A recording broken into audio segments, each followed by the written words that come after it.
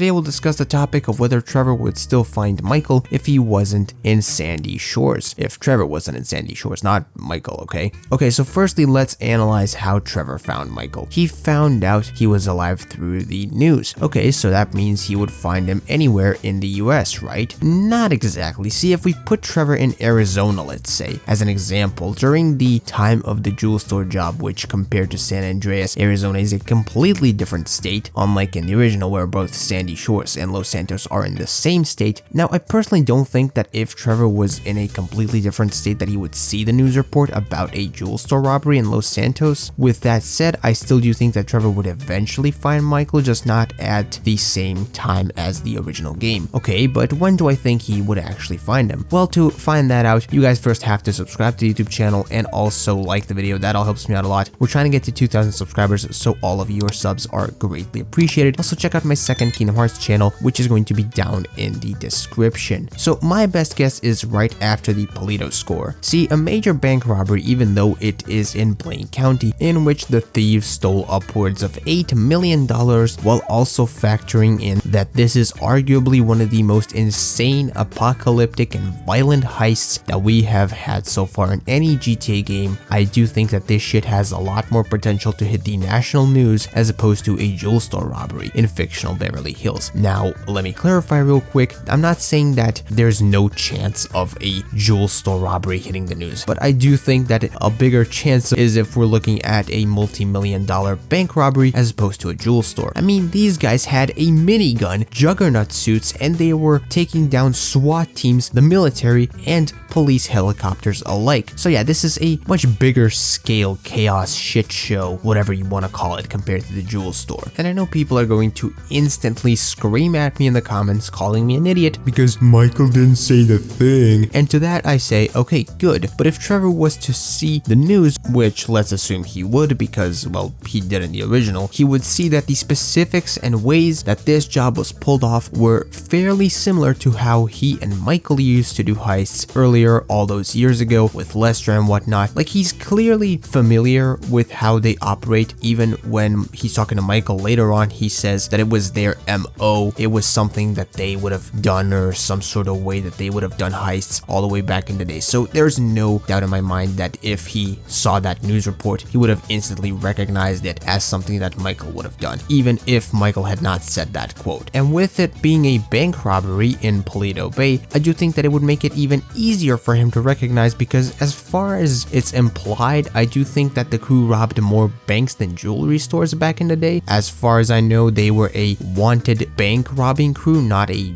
jewel robbing crew. All this to say that it would have been even easier for Trevor to identify it as something that Michael and Lester would pull. So in conclusion, I do think that even if Trevor wasn't in Sandy Shores, even if he was somewhere else, he would still confront Michael at some point. Like I said, maybe not as early as he did in the original, but after the Polito score, there's no doubt in my mind that Trevor is getting on a plane to confirm his suspicions, something that we saw he is ready to do in the Bury the Hatchet mission during the original game. And with that said, I want to thank you for watching this video. Leave your thoughts and opinions on this topic in the comments down below. Until next video stream, bye bye.